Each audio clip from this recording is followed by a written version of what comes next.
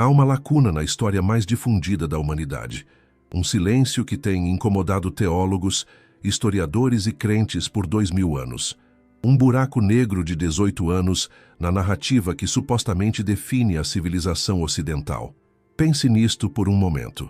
Os evangelhos canônicos, Mateus, Marcos, Lucas e João, nos apresentam Jesus aos 12 anos, surpreendendo os doutores da lei no Templo de Jerusalém. Lucas, capítulo 2, versículos 41 a 52. Um menino prodígio. Um jovem com sabedoria extraordinária. Seus próprios pais o encontram debatendo com os rabinos mais eruditos de Israel.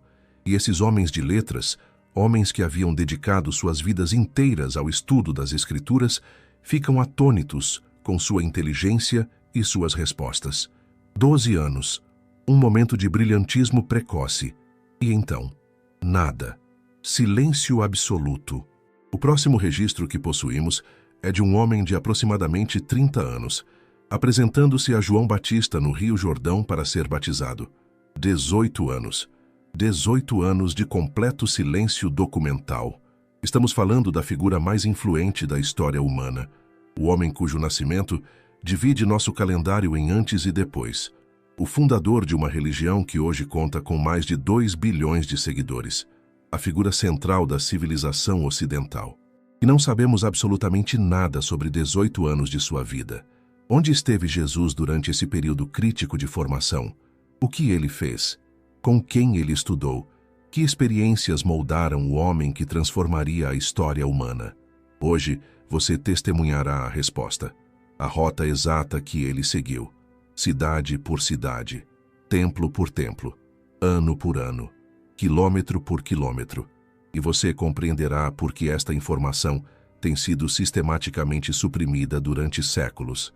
A resposta tradicional que a Igreja tem oferecido durante 2 milênios é extraordinariamente simplista, demasiado simplista. Jesus trabalhou como carpinteiro em Nazaré, ao lado de seu pai José. Viveu uma vida ordinária em uma aldeia comum. Esperou pacientemente até que chegasse sua hora de ministério público. Fim da história.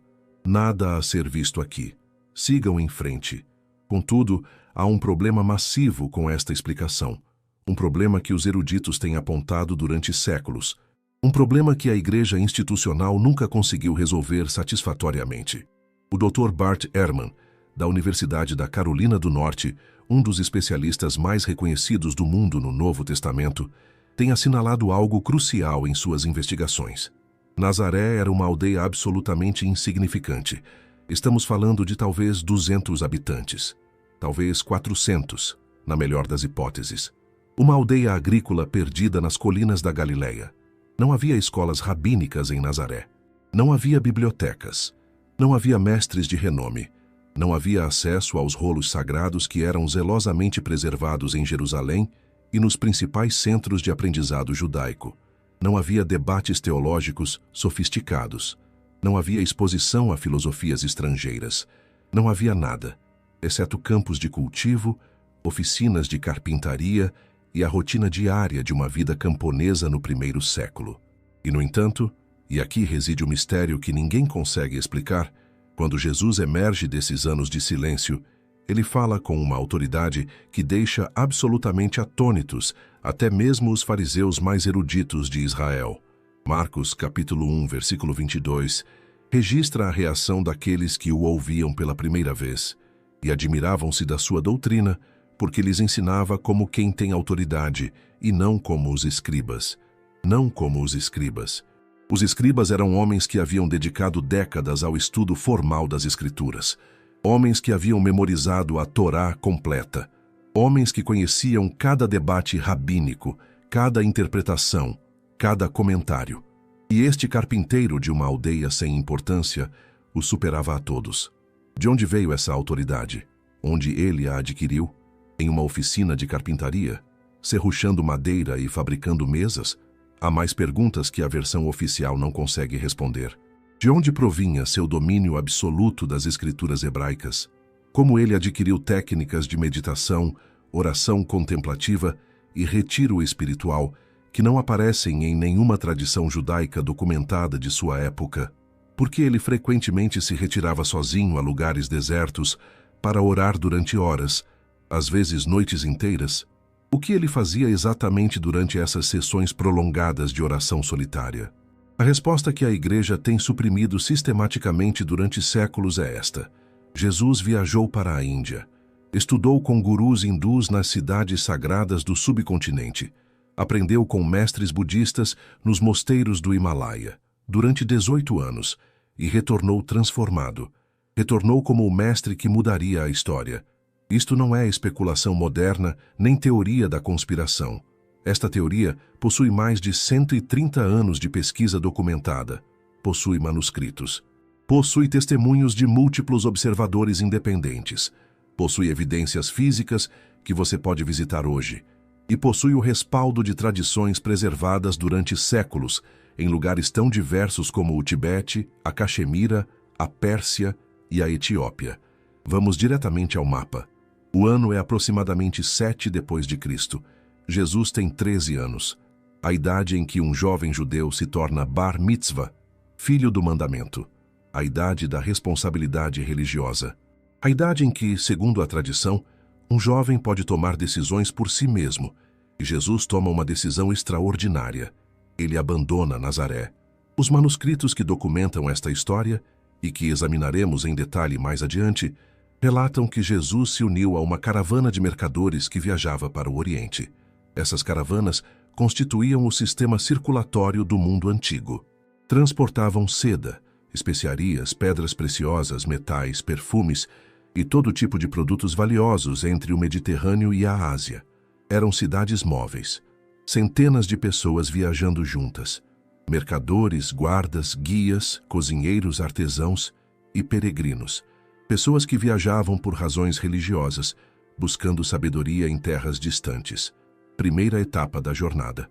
De Jerusalém a Damasco. 200 quilômetros rumo ao norte.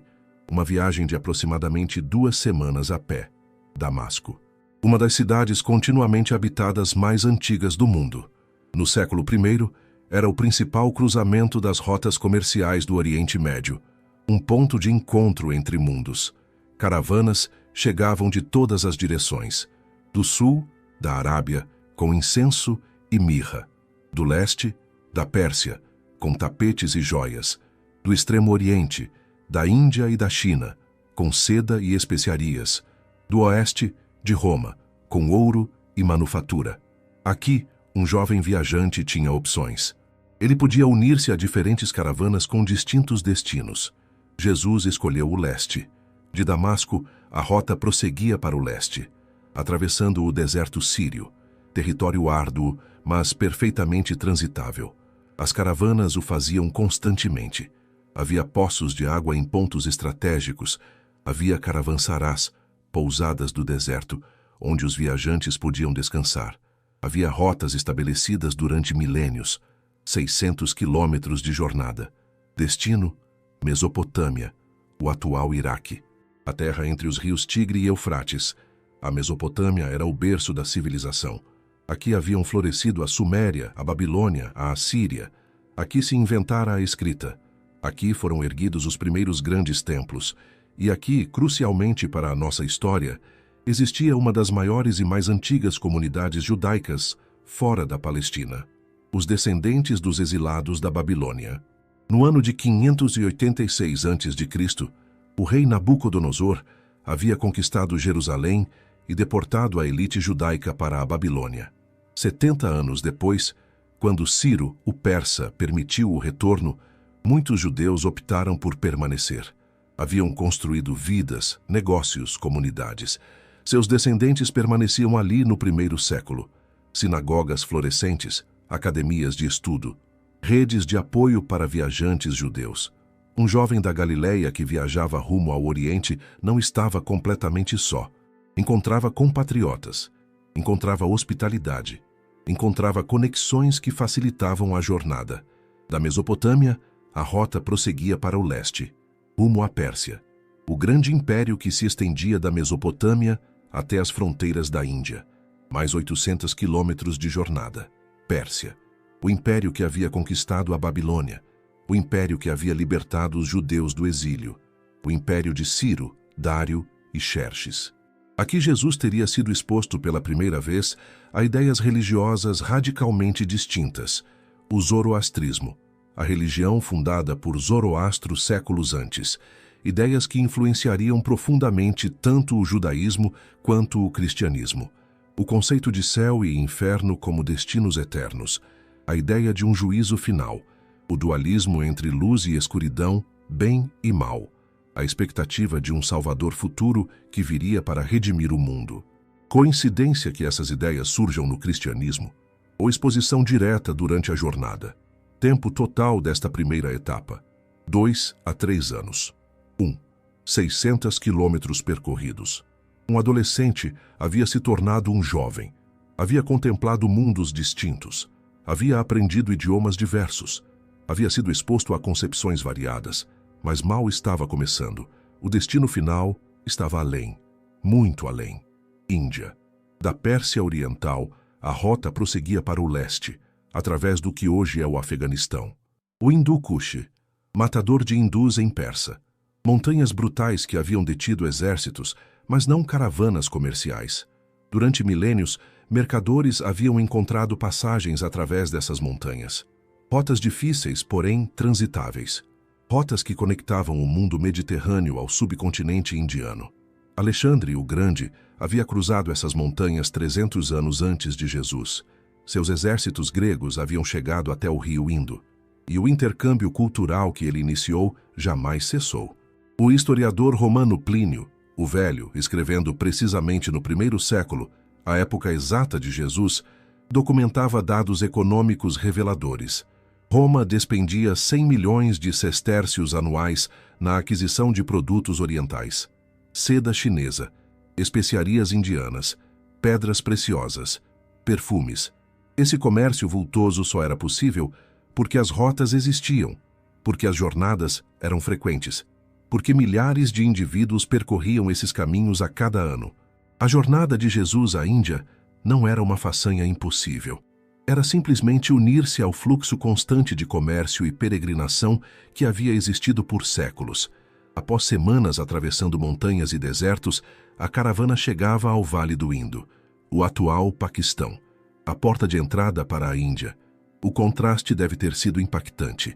Após o deserto e as montanhas, um vale fértil, rios caudalosos, vegetação exuberante, cidades antigas, templos que se elevavam aos céus. Uma civilização completamente distinta de tudo o que Jesus havia conhecido. E aqui tem início a transformação. Jesus, ou como o chamavam no Oriente, Issa, adentra as cidades sagradas da Índia. Os manuscritos que documentam esta história mencionam especificamente 3 cidades, 3 centros de aprendizado espiritual, 3 etapas na formação de Issa. Primeira parada: Puri, costa leste da Índia, estado atual de Odisha. Lar do templo de Jagannath, Senhor do Universo, um dos 4 locais de peregrinação mais sagrados do hinduísmo. Um templo colossal que atraía peregrinos de toda a Índia. Aqui, conforme os manuscritos, Issa foi acolhido por Brahmanes, a casta sacerdotal hindu, os guardiães do conhecimento sagrado, e iniciou sua formação formal na tradição védica, os Vedas, os textos mais antigos da tradição hindu, escritos em sânscrito, hinos sagrados que remontam a mais de 3.000 anos. Conhecimento sobre a natureza da realidade, sobre os deuses, sobre o cosmos, sobre a alma humana. Issa aprendeu sânscrito, o idioma dos textos sagrados, memorizou hinos védicos, foi introduzido a técnicas de meditação que aquietavam a mente e abriam a percepção a realidades superiores. Segunda parada: Benares, também conhecida como Varanasi ou Kashi, norte da Índia, às margens do rio Ganges, a cidade mais sagrada do hinduísmo, tão antiga que suas origens se perdem na pré-história. Disse que foi fundada pelo próprio deus Shiva. Os hindus creem que morrer em Benares garante a libertação do ciclo de reencarnação. A cada dia, milhares de peregrinos descem pelos Ghats, as escadarias de pedra, para banhar-se nas águas sagradas do Ganges. A cada noite, sacerdotes realizam elaboradas cerimônias de fogo diante do rio. O ar está permanentemente perfumado com incenso. Os cânticos sagrados jamais cessam. Aqui, Issa aprofundou seus estudos. Os Upanishads, textos filosóficos que transcendem os rituais védicos, que exploram a natureza última da realidade. O conceito central, Brahman e Atman. Brahman, a alma universal, a realidade última, o divino que permeia todo o cosmos. Atman, a alma individual, a centelha divina dentro de cada ser humano. E a revelação central dos Upanishads, Atman é Brahman. A alma individual é idêntica à alma universal. O divino não está externamente em um céu distante. Está internamente, no cerne de cada ser. Anos depois, na Palestina, Jesus diria: "O reino de Deus está dentro de vós." De onde provinha essa doutrina? Não do judaísmo tradicional, que enfatizava um Deus externo, transcendente, separado da criação. Provinha dos Upanishads, provinha de Benares, provinha da Índia. Em Benares, Issa também aprendeu pranayama, controle da respiração, técnicas sofisticadas que regulam a energia vital, que acalmam a mente, que preparam o corpo para estados profundos de meditação, técnicas que não existiam em nenhuma tradição judaica da época, mas que Jesus evidentemente praticava. Seus retiros prolongados ao deserto, suas noites inteiras de oração, sua capacidade de manter perfeita serenidade mesmo diante da morte. Tudo isso faz sentido se ele aprendeu essas técnicas na Índia. Terceira parada, Rajagriha, na região de Bihar, antiga capital do reino de Magadha, um centro de aprendizado filosófico onde convergiam múltiplas tradições. Aqui Issa completou sua formação bramânica, dominou a filosofia védica, compreendeu os sistemas de pensamento mais sofisticados do Oriente. Mas também aqui teve início o conflito, um conflito que alteraria tudo. Para compreender o que ocorreu, é preciso compreender o sistema de castas, a estrutura social que definia, e em muitos aspectos ainda define, a sociedade hindu. No topo, os brahmanes, a casta sacerdotal, os únicos autorizados a ler os textos sagrados, os únicos que podiam realizar rituais, os intermediários exclusivos entre os humanos e os deuses. Abaixo, os kshatriyas, a casta guerreira, reis, nobres, soldados. Abaixo, os vaixás, comerciantes e agricultores. Abaixo, os sudras, servos e trabalhadores. E no fundo absoluto, fora do próprio sistema, os dalits, os intocáveis, os párias. Os intocáveis eram considerados tão impuros que sua mera sombra contaminava. Não podiam entrar em templos. Não podiam usar os mesmos poços de água. Não podiam caminhar pelas mesmas ruas que as castas superiores. Eram relegados aos trabalhos mais degradantes: limpar latrinas, manusear cadáveres, curtir peles. Seres humanos tratados como menos que animais, do nascimento à morte, sem possibilidade de escape, sem esperança de mudança. O sistema era considerado de origem divina, estabelecido pelos próprios deuses. Questioná-lo era heresia. Issa observou este sistema, e algo se rebelou profundamente dentro dele. Ele vinha de uma tradição diferente. O judaísmo ensinava que todos os seres humanos foram criados à imagem de Deus. Todos, sem exceção. O profeta Amós havia denunciado os ricos que oprimiam os pobres. Isaías havia proclamado justiça para os marginalizados. A tradição profética judaica era uma tradição de igualdade radical perante Deus. E agora, Issa via um sistema que contradizia tudo isso.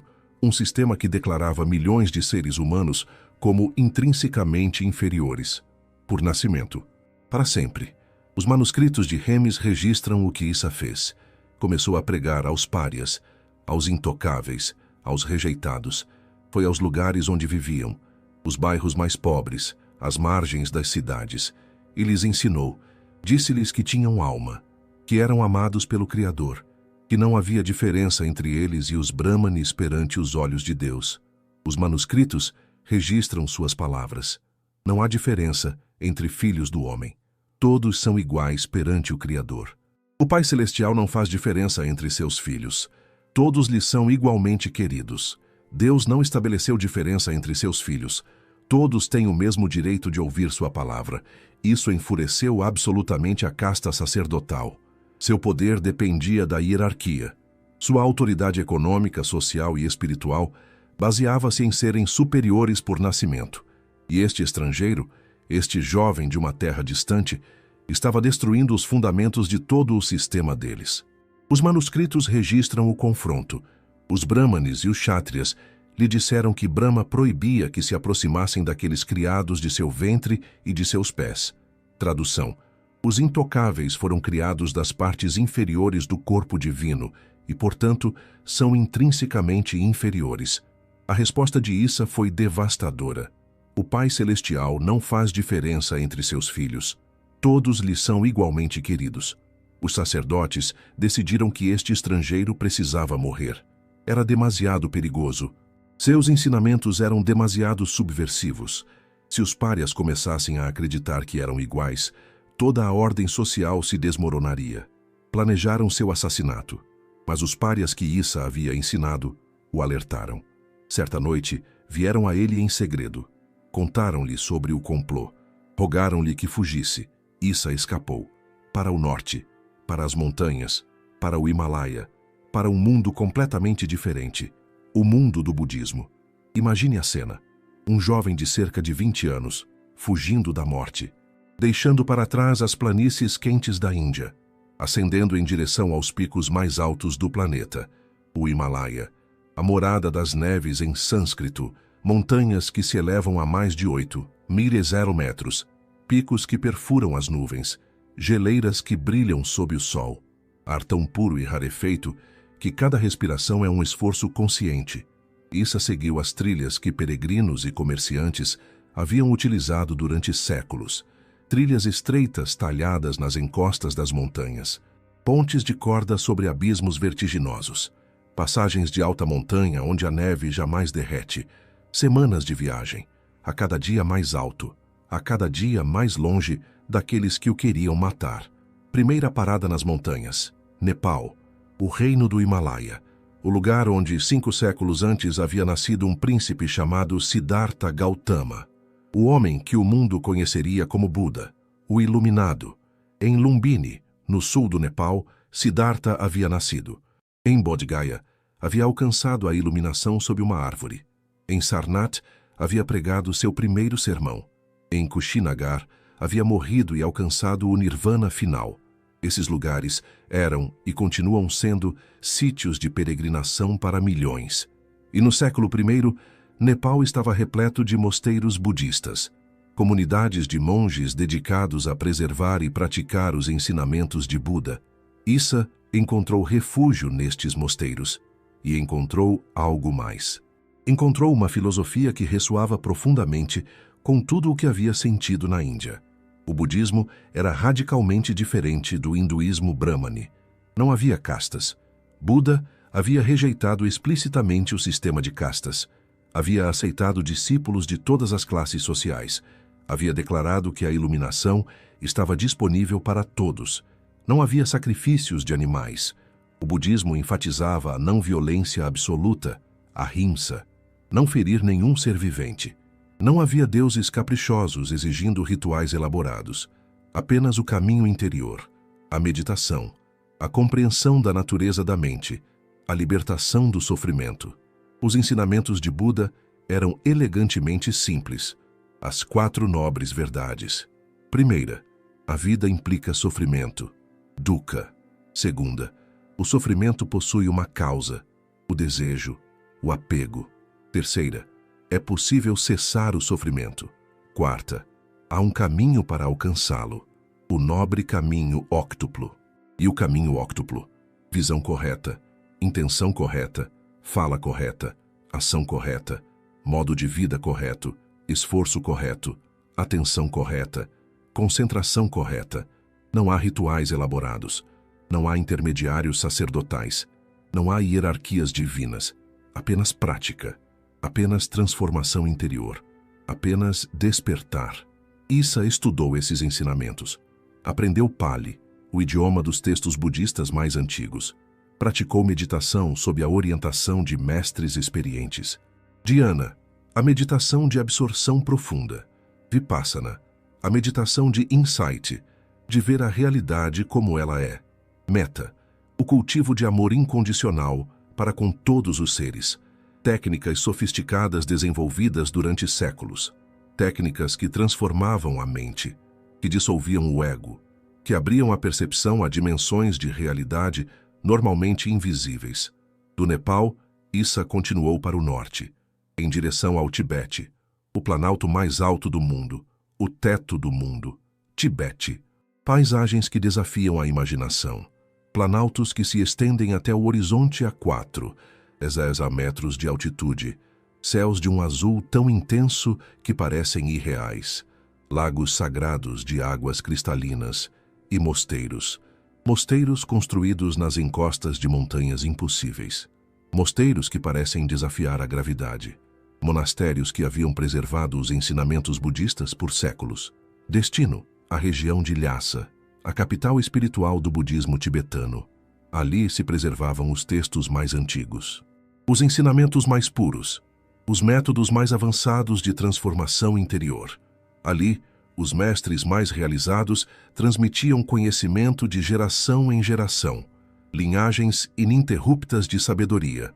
E em Ladakh, a região ao norte da Índia, na fronteira com o Tibete, o monastério de Emis, um dos mais antigos e venerados de toda a região, fundado no século XI, mas construído sobre locais de prática muito mais antigos.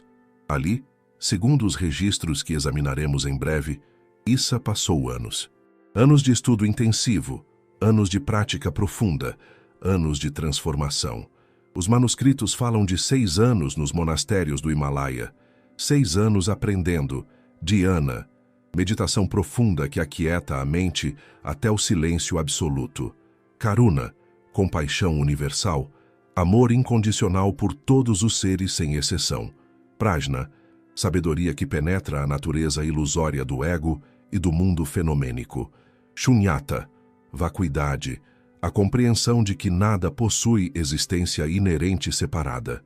Conceitos sofisticados, práticas transformadoras, realizações que alteram permanentemente a percepção.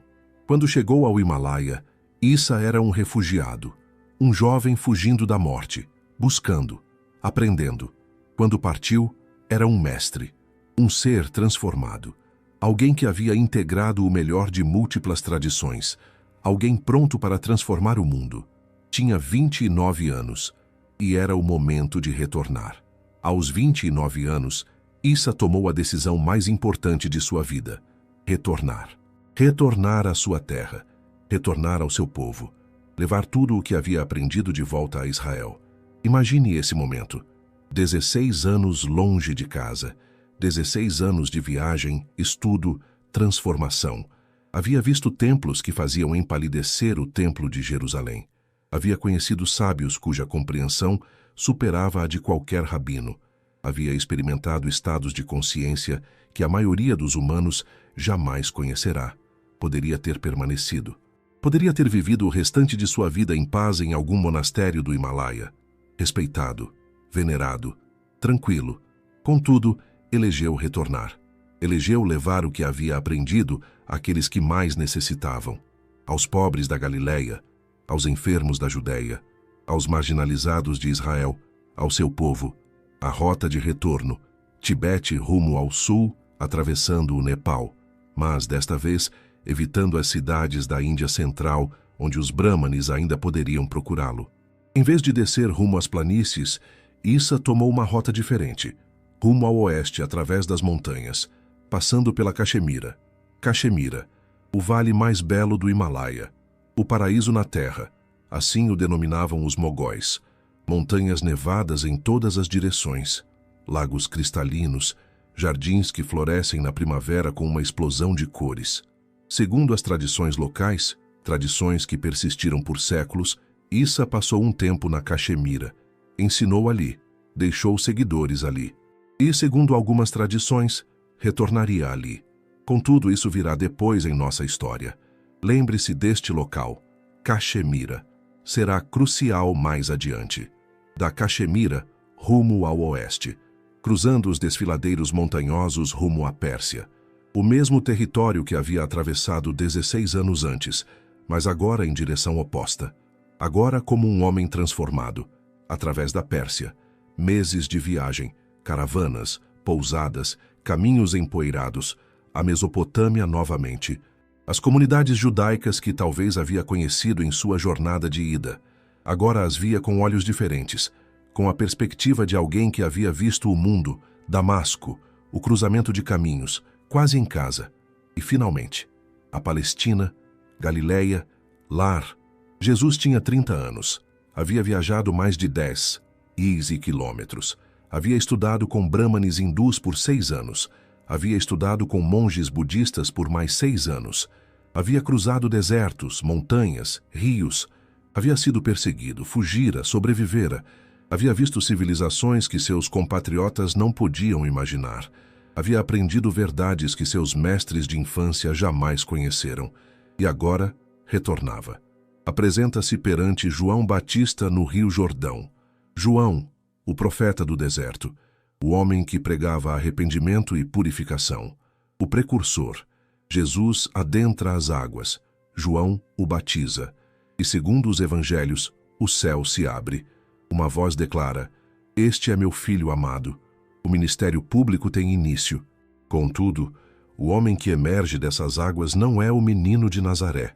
Não é o filho do carpinteiro. É um mestre que fundiu 3 tradições espirituais. A tradição judaica de seus ancestrais, monoteísmo, profecia, esperança messiânica.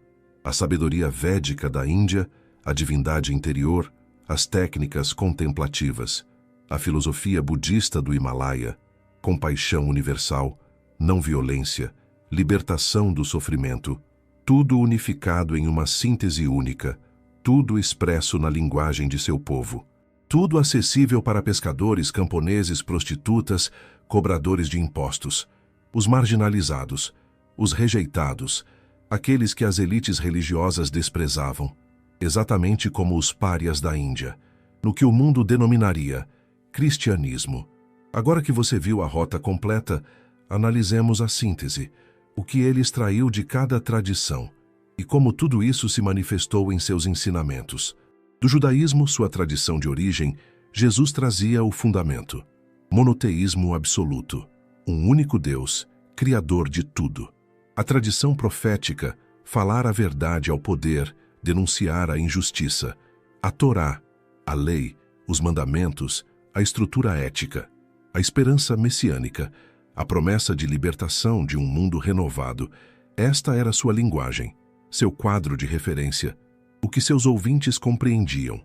Do hinduísmo, dos anos na Índia, Jesus integrou a interioridade. O reino de Deus está dentro de vós. Não em um templo externo, não em rituais externos. Dentro. Este ensinamento provém diretamente dos Upanishads, técnicas contemplativas, meditação profunda, controle da respiração, retiro em solidão. Jesus passava noites inteiras em oração. Retirava-se constantemente ao deserto. Essas práticas não existiam no judaísmo de sua época. Contudo, existiam na Índia. A união com o divino, eu e o Pai, somos um. Essa declaração, escandalosa para ouvidos judeus, é perfeitamente coerente com o ensinamento upanishádico de que Atman é idêntico a Brahman. Do budismo, dos anos no Himalaia, Jesus extraiu compaixão universal, amor sem limites, sem condições, sem exceções. Amai vossos inimigos, bendizei os que vos amaldiçoam, fazei o bem àqueles que vos odeiam. Isto é metta, o amor incondicional budista, expresso em linguagem judaica. Não violência radical. A qualquer um que o ferir na face direita, ofereça-lhe também a outra. Isto é ahimsa, a não violência budista, levada ao extremo. Desapego material. Não acumuleis tesouros na terra. É mais fácil um camelo passar pelo fundo de uma agulha do que um rico entrar no reino de Deus. Isto é o ensinamento budista sobre o desapego como caminho para a libertação. Ensinamento por parábolas, histórias curtas com significados profundos. Buda ensinava com parábolas. Jesus ensinava com parábolas. a mesma metodologia pedagógica.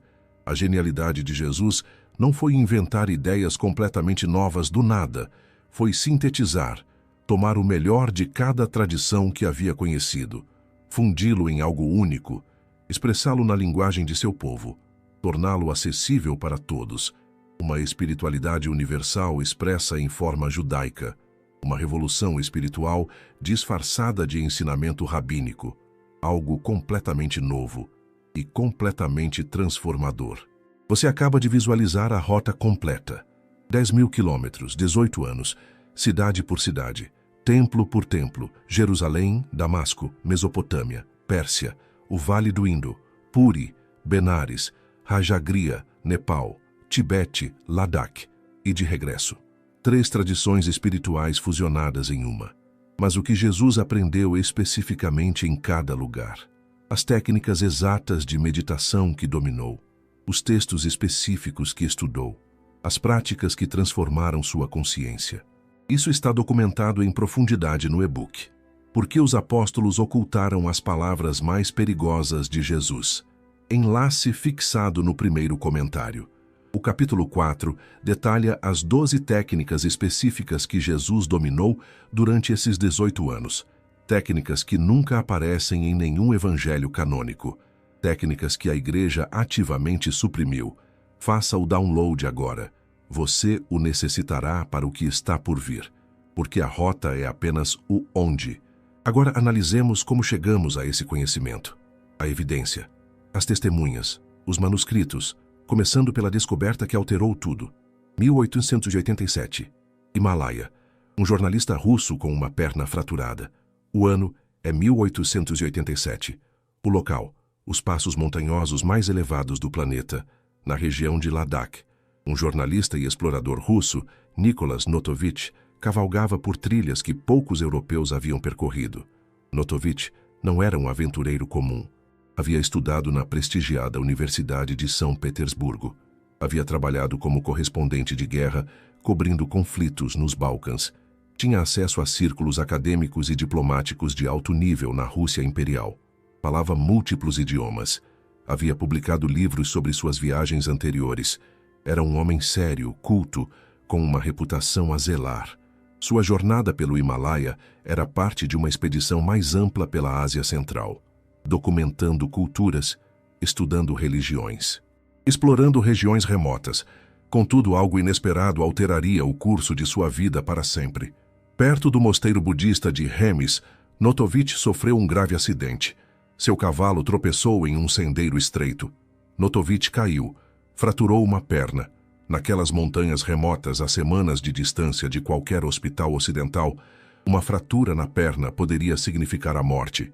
Infecção, gangrena, sem cirurgiões, sem antibióticos, sem esperança.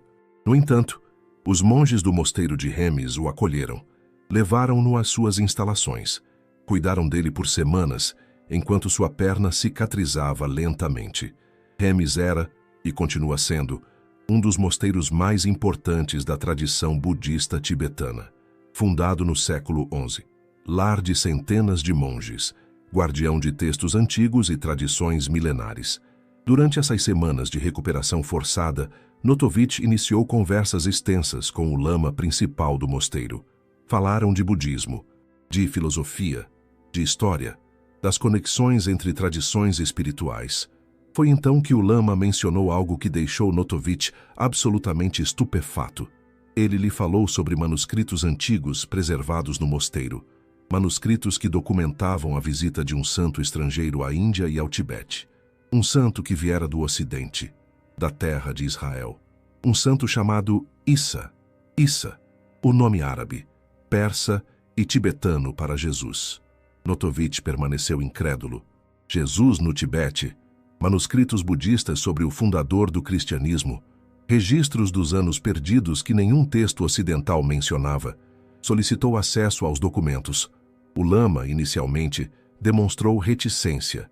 Estes eram textos sagrados, não exibições para ocidentais curiosos, documentos preservados durante séculos, protegidos de olhos profanos. Mas Notovitch insistiu, apelou ao seu interesse genuíno.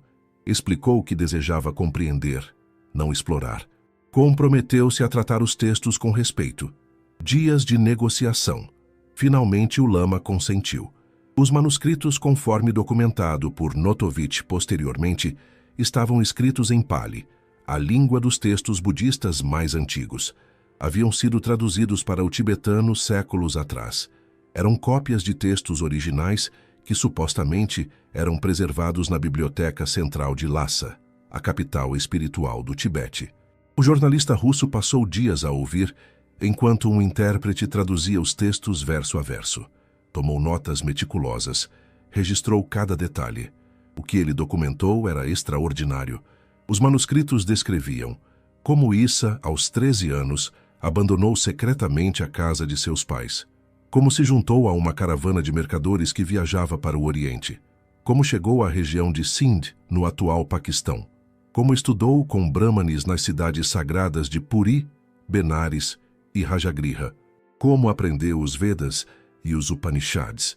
Como rejeitou o sistema de castas e foi perseguido. Como fugiu para o norte e estudou com mestres budistas. Como retornou à Palestina aos 29 anos. Exatamente o que lhe acabei de apresentar no mapa. Notovitch publicou suas descobertas em 1894. O livro foi intitulado A Vida Desconhecida de Jesus Cristo. O impacto foi imediato e massivo. Foi traduzido para o francês, alemão, inglês, espanhol, italiano. Milhares de cópias foram vendidas. E a controvérsia foi absolutamente feroz. A Igreja Ortodoxa Russa o atacou publicamente. Estudiosos ocidentais o qualificaram como fraude e mentiroso. O Vaticano emitiu condenações. Acadêmicos redigiram artigos demolidores. Notovitch foi ridicularizado. Sua reputação foi atacada. Sua credibilidade foi questionada. Se a história terminasse aqui, poderíamos facilmente descartá-la. Um jornalista em busca de fama, uma invenção para a venda de livros. Fraude pura e simples. Contudo, a história não termina aqui, pois outros viajantes chegaram a Emis, em outras épocas, com outras motivações, e alguns deles confirmaram exatamente o que Notovitch havia relatado. Se Nicholas Notovitch tivesse sido o único a relatar esses manuscritos, a história poderia ser descartada. Contudo, ele não foi o único. E isso altera tudo. 1922, quase 3 décadas após a publicação do livro de Notovitch, um monge hindu de alto escalão, chamado Swami Abhedananda, empreendeu uma jornada em direção ao mosteiro de Hemis. Abhedananda não era uma pessoa qualquer. Era um discípulo direto de Sri Ramakrishna, um dos santos mais venerados da Índia moderna. Havia viajado extensivamente pelos Estados Unidos e pela Europa, proferindo palestras sobre filosofia védica. Havia fundado centros de estudo, havia escrito livros respeitados, era um erudito reconhecido internacionalmente.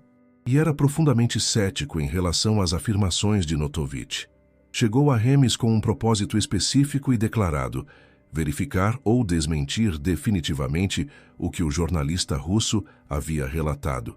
Não chegou como um crente, chegou como um investigador, como um cético, desejando expor uma fraude caso fosse isso o que encontrasse. O que encontrou o surpreendeu profundamente. Os monges lhe mostraram os manuscritos, os mesmos manuscritos que Notovitch havia descrito. Abhedananda não apenas confirmou a existência deles, ele fez algo mais. Traduziu pessoalmente porções deles, do tibetano, com seu próprio conhecimento dos idiomas, e as incluiu em seu livro de viagens, publicado em Bengali sob o título Caxemira e Tibete. Uma segunda testemunha, independente, cética inicialmente, com credenciais impecáveis, convertida em confirmador, 1925, 3 anos após Abhedananda. O célebre artista, filósofo e explorador russo Nicholas Roerich empreendeu sua famosa expedição pela Ásia Central.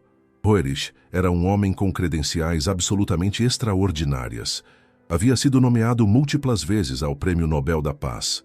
Suas pinturas eram exibidas e são exibidas hoje nos museus mais prestigiados do mundo. Havia fundado instituições culturais em diversos países. Possuía conexões com universidades, governos e organizações internacionais. Era amigo de figuras como Einstein, Tagore e líderes mundiais. Sua expedição de 1925-1928 atravessou Índia, Tibete, Mongólia, China. Milhares de quilômetros, anos de viagem, documentação meticulosa. Durante sua passagem por Ladakh e outras regiões do Himalaia, Roerich documentou extensamente as tradições locais sobre Issa. Em seu diário de viagem, publicado posteriormente, ele escreveu o seguinte: em Srinagar, foi-nos contada pela primeira vez a lenda sobre a visita de Cristo a este local. Depois, mais ao norte, ouvimos quão familiar é o nome de Issa. Posteriormente, em Ladakh, ouvimos a mesma história com mais detalhes. E acrescentou: é notável que essas lendas do Tibete, da Índia e de Ladakh sejam todas consistentes entre si. Roerich documentou que as tradições sobre Issa não estavam limitadas a um único mosteiro. Não eram um rumor isolado, eram um conhecimento difundido, conhecido em múltiplas regiões, relatado por pessoas que não tinham contato entre si, com detalhes consistentes. 3 testemunhas, 3 épocas diferentes, 1887, 1922, 1925. 3 nacionalidades, russo, indiano, russo. 3 profissões, jornalista, monge, artista e explorador. 3 motivações diferentes.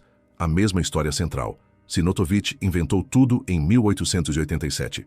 Como explicamos que Abhedananda, um cético declarado, encontrasse exatamente o que Notovitch havia descrito 35 anos depois?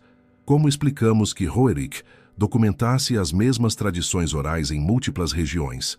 Coincidência? Conspiração entre 3 homens que jamais se conheceram? Ou simplesmente evidência de algo real? Mas há ainda mais evidências.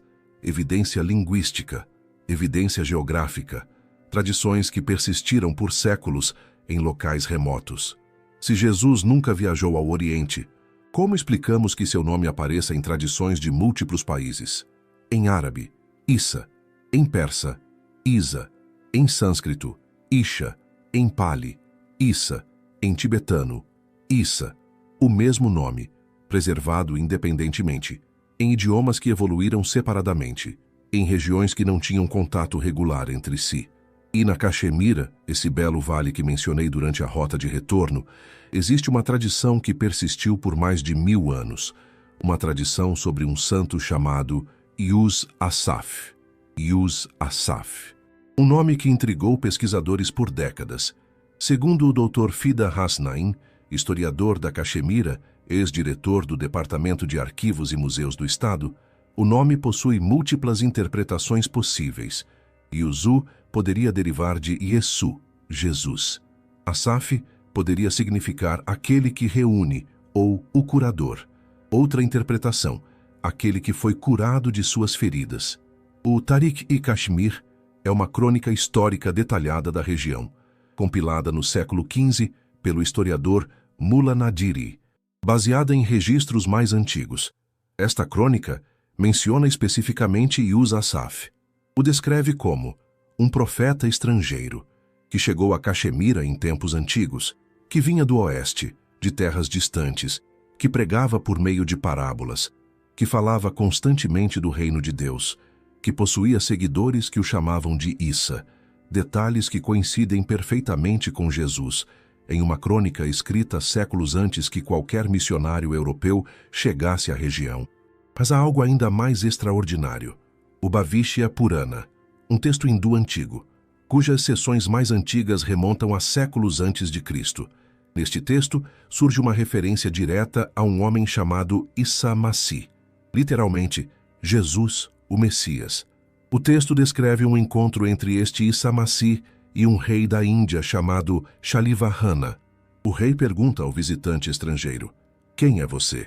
E o visitante responde: "Sou conhecido como o Filho de Deus, nascido de uma virgem, mestre dos descrentes, buscador da verdade. Nascido de uma virgem, Filho de Deus", palavras inconfundivelmente cristãs. Em um texto hindu. Os primeiros missionários portugueses chegaram à Índia em 1498.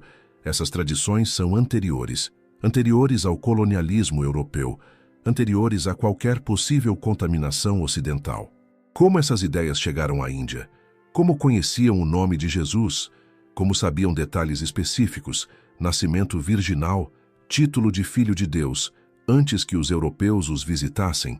A explicação mais simples, a mais direta, aquela que requer menos suposições. Alguém levou essa informação pessoalmente, e o candidato mais óbvio é o próprio Jesus. Mas talvez a evidência mais impactante não esteja em manuscritos antigos, nem em tradições orais. Está nas próprias palavras, nos ensinamentos, nos paralelos que são demasiado específicos, demasiado numerosos, para serem mera coincidência. Gautama Buda viveu aproximadamente 500 anos antes de Jesus. Nasceu príncipe no norte da Índia. Abandonou sua vida de privilégio para buscar a verdade. Passou anos em busca espiritual. Alcançou a iluminação sob uma árvore e dedicou o restante de sua vida a ensinar um caminho de libertação. Seus ensinamentos se espalharam por toda a Ásia. Na época de Jesus, o budismo havia chegado à Pérsia, às fronteiras do mundo mediterrâneo, possivelmente inclusive a Alexandria no Egito. Ao compararmos as palavras de Buda com as de Jesus, encontramos algo extraordinário. Não eram similaridades vagas, paralelos específicos, às vezes quase palavra por palavra. Buda afirmou: o ódio não cessa com o ódio cessa apenas com o amor. Esta é a lei eterna. Jesus declarou: amai vossos inimigos, abençoai aqueles que vos amaldiçoam, fazei o bem àqueles que vos odeiam. Buda afirmou: considere os outros como a si mesmo. Jesus declarou: amarás o teu próximo como a ti mesmo. Buda afirmou: se um homem insensato me fizer mal, eu lhe retribuirei a proteção de meu amor desinteressado. Jesus declarou: a qualquer que o ferir na face direita, volte-lhe também a outra. Buda afirmou: não busque a amizade daqueles que possuem uma alma impura. Não busque a companhia de homens com alma perversa. Jesus declarou: não deis o que é santo aos cães, nem lanceis vossas pérolas diante dos porcos. Buda afirmou: a falta cometida por si mesmo nasce de si mesmo e prejudica o insensato, como o diamante corta a pedra dura. Jesus declarou: não é o que entra pela boca o que contamina o homem, mas sim o que sai da boca. Os paralelos estendem-se muito além de frases isoladas. Ambos os mestres ensinaram por meio de parábolas, histórias curtas com significados profundos que revelavam verdades espirituais. Ambos reuniram discípulos que abandonaram suas vidas anteriores para segui-los. Pescadores, lavradores, indivíduos comuns transformados em mestres. Ambos pregaram aos marginalizados, os pobres, os enfermos, os rechaçados pela sociedade religiosa estabelecida. Ambos enfatizaram a compaixão como virtude suprema, acima de rituais, sacrifícios ou conhecimento intelectual.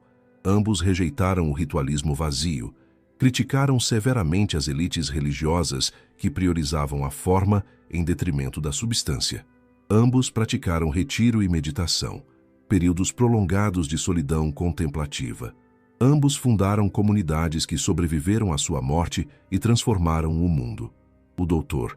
Marcus Borg, distinto teólogo da Universidade Estadual do Oregon, escreveu extensivamente sobre esses paralelos. Borg era um cristão praticante, não um crítico hostil da fé, não alguém com uma agenda antirreligiosa, e reconhecia abertamente as similaridades entre o budismo primitivo e os ensinamentos de Jesus são surpreendentes e merecem uma explicação séria. Como explicamos esses paralelos? Existem fundamentalmente 3 possibilidades. Primeira, pura coincidência. 2 mestres extraordinários, em diferentes épocas e locais, chegaram independentemente às mesmas conclusões. Isso é filosoficamente possível. As verdades universais podem ser descobertas independentemente. Contudo, a quantidade e a especificidade dos paralelos tornam essa explicação estatisticamente improvável. Segunda, influência indireta. Ideias budistas chegaram ao Mediterrâneo por meio de comerciantes e viajantes. Jesus as absorveu sem viajar pessoalmente, também possível. Contudo, não explica a profundidade da integração nem o domínio de técnicas contemplativas específicas. Terceira, contato direto. Jesus viajou pessoalmente à Índia e ao Tibete. Estudou com mestres budistas durante anos. Retornou com ensinamentos conscientemente integrados. Esta é precisamente a explicação que os manuscritos de Hermes propõem. A que as tradições da Caxemira preservam. A que a geografia torna perfeitamente possível. E a que os paralelos textuais sugerem veementemente. Contudo, se existe toda essa evidência, manuscritos, múltiplas testemunhas, tradições persistentes, paralelos filosóficos, por que não sabemos nada disso? Por que nunca nos ensinaram isso na escola dominical? Por que a Igreja permaneceu em silêncio ou ativamente hostil durante séculos? A resposta é desconfortável, tem a ver com poder, com controle, com teologia institucional e com as consequências devastadoras que essa informação teria para a autoridade eclesiástica. Nos primeiros séculos do cristianismo, não existia uma doutrina unificada sobre quem era Jesus.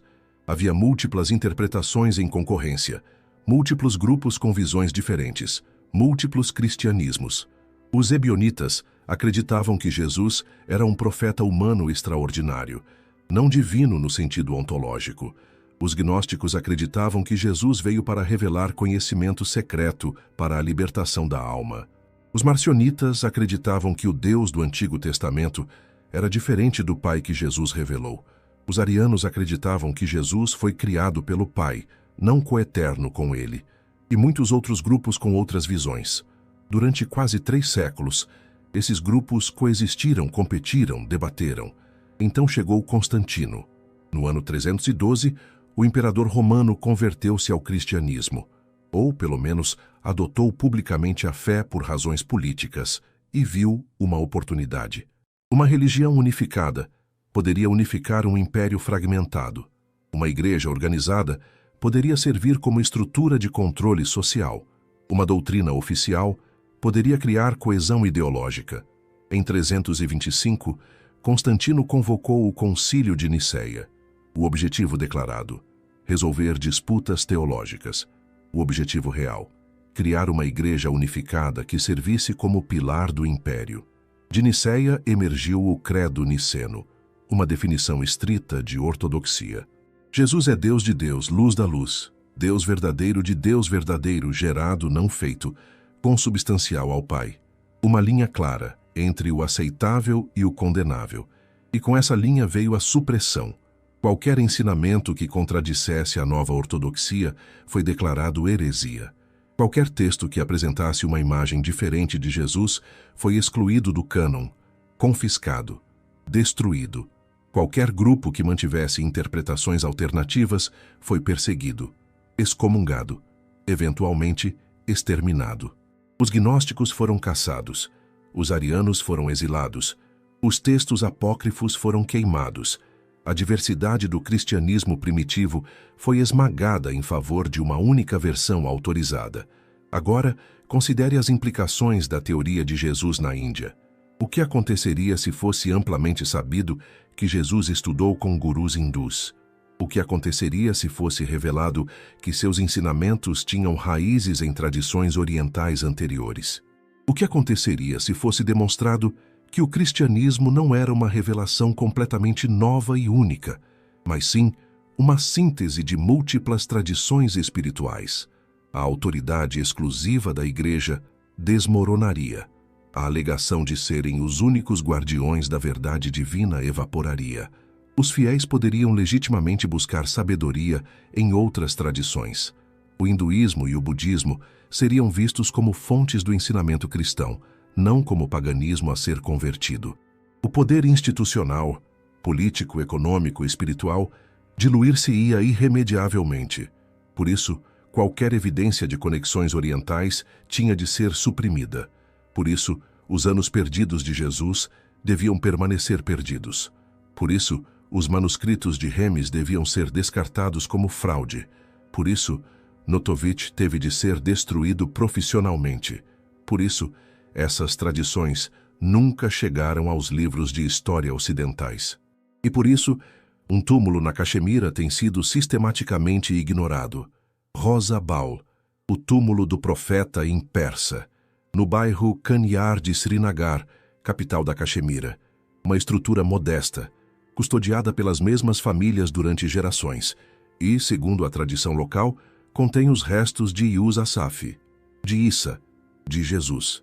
O túmulo tem orientação leste-oeste, como os túmulos judaicos tradicionais, não norte-sul, como os túmulos muçulmanos. Por que um túmulo em território islâmico teria orientação judaica? As tradições dos guardiões afirmam: Yus Asaf chegou há 2000 anos. Vinha do oeste, pregava por meio de parábolas. Possuía marcas visíveis nas mãos e nos pés, marcas de cravos. Perto do santuário existe uma pedra esculpida. As pegadas de Yus Asaf.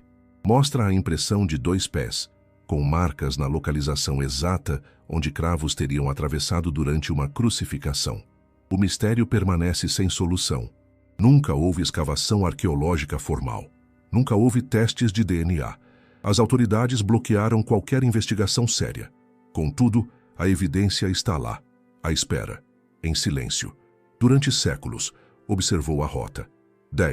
0 quilômetros, 18 anos, de Jerusalém a Damasco, Mesopotâmia, Pérsia, o Vale do Indo, Puri, Benares, Rajagil, conflito com os Brahmanes, a fuga para o Himalaia, Nepal, Tibete, Ladakh, e o retorno, cidade por cidade, templo por templo. Você viu a evidência. Os manuscritos de Remes. 3 testemunhas independentes em 3 épocas distintas. As tradições da Caxemira, que persistiram por séculos. Os nomes preservados em múltiplos idiomas. Os paralelos com Buda que desafiam a mera coincidência. Você viu por que a igreja o ocultou. O poder que perderiam. A autoridade que se desmoronaria. O controle que lhes escaparia. Agora, você tem uma decisão. Você pode fechar este vídeo, retornar à sua vida, esquecer o que você viu, aceitar a versão que sempre lhe contaram. Ou você pode ir mais fundo. O e-book possui 12 capítulos. O que compartilhei hoje é o capítulo 3. O capítulo 4 detalha as 12 técnicas de meditação que Jesus dominou durante esses 18 anos. Técnicas que jamais aparecem em nenhum evangelho canônico. Técnicas que foram ativamente suprimidas.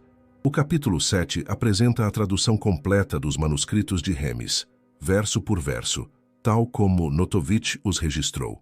O capítulo 9 revela o que a Bíblia etíope preservou, os 81 livros, os textos que o Ocidente perdeu, ou destruiu deliberadamente. O capítulo 11 documenta a evidência física de Rosabal, fotografias, testemunhos, o que os guardiões transmitiram por gerações. 58.000 pessoas já o baixaram, em 94 países. Link fixado. Primeiro comentário. O download leva 30 segundos. A leitura pode mudar a sua perspectiva para sempre. Se isso ressoou com você, escreva Índia nos comentários. Desejo saber de onde você está assistindo. Desejo saber o que você pensa. Desejo construir uma comunidade de indivíduos que se recusam a aceitar narrativas incompletas. E se você deseja ir ainda mais fundo, próximo vídeo, o Evangelho Secreto de Tomé, as 114 ensinamentos que a Igreja suprimiu. Tomé foi o discípulo que, segundo a tradição, viajou para a Índia, o único apóstolo que chegou ao subcontinente. Coincidência? Seu evangelho foi excluído da Bíblia, declarado herético, destruído onde o encontravam, mas sobreviveu, escondido no deserto do Egito por 600 anos. E o que ele contém é absolutamente explosivo. Inscreva-se. Ative o sino. Não perca o que está por vir. Agradeço por ter permanecido até o final. Agradeço por buscar. Agradeço por questionar.